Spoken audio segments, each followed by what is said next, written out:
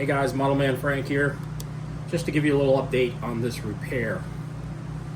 So I went ahead and removed a lot of the old structure for the original motor mount out, and I glued this partial piece back on, and I got this all glued up here. So what I ended doing up was basically making the hole a little, taking as much as the wood from the original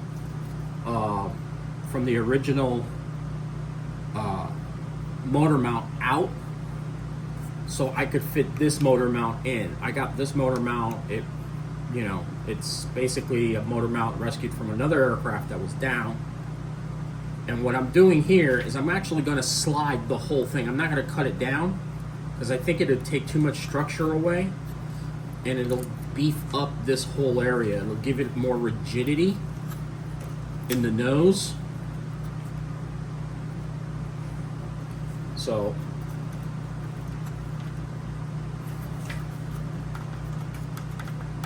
and it fits perfectly. Now, before I started filming, I made sure that this fit perfectly and had it carved out. I'm showing you that you can do things like this by fixing it and just using parts from other aircraft to fit to your parameters. Now, I'm going to leave these areas open. I'm going to actually enclose this area down below, so this area will have more rigidity, but these two vents here will stay closed. Actually, I'm sorry, these two vents up here will be open, but this area will be closed. So this area down below will be enclosed itself. That way it adds more structure. Now, for adding structure to this area, I started to carve out this. So what I started to do is to fix this area here. This area is the one that's mostly broken. The opposite area is in pretty good condition. So what I'm going to do is I'm going to peel back this area here a little bit more, so I can use this as a template to cut these. Basically use this area here as a template so I can make actual templates of these cutouts, so I can put pieces of balsa inside these holes and make this whole area structurally more sound.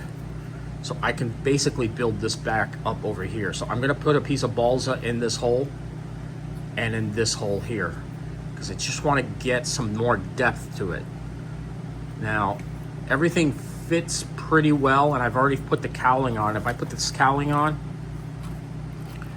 you can see that the motor fits perfectly and everything fits really, really well. I just have to fix up the cowling. I can't leave it all smashed up like this. I'm gonna have to buy epoxy, which I've been putting off for a while. So next time, I don't know how I'm gonna do that, but I gotta find some place around here that sells epoxy. So epoxy that I can use on fiberglass that I can paint on, so I can get this all cleaned up and fixed and gel coated and everything like that. So I have more fiberglass in the office here in my workshop.